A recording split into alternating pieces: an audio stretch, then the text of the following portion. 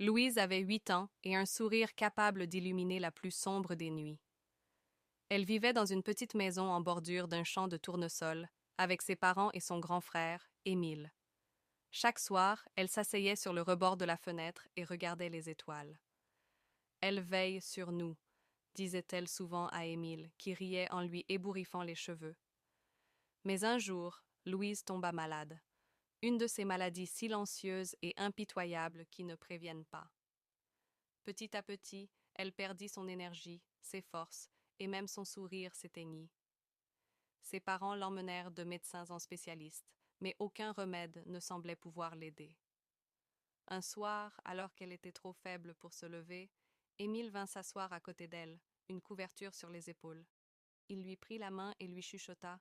« Tu sais, Louise, les étoiles, elles brillent toujours pour toi. » Elle eut un faible sourire. Ses yeux fatigués, mais pleins de tendresse, se perdirent dans le ciel. « Promets-moi que, quand je ne serai plus là, tu regarderas les étoiles pour moi. » Émile sentit un frisson lui parcourir l'échine. Il ne voulait pas imaginer un monde sans elle. Mais il hocha la tête et serra sa main plus fort. Quelques jours plus tard, Louise s'endormit pour ne jamais se réveiller. Les jours suivants furent un tourbillon de silence et de larmes. Mais chaque soir, Émile retournait s'asseoir à leur place habituelle, la tête levée vers le ciel. Il y voyait une étoile, plus brillante que toutes les autres, et il savait, au fond de son cœur, que Louise continuait à veiller sur lui. Et à chaque fois qu'il murmurait son nom, la lumière semblait scintiller un peu plus fort.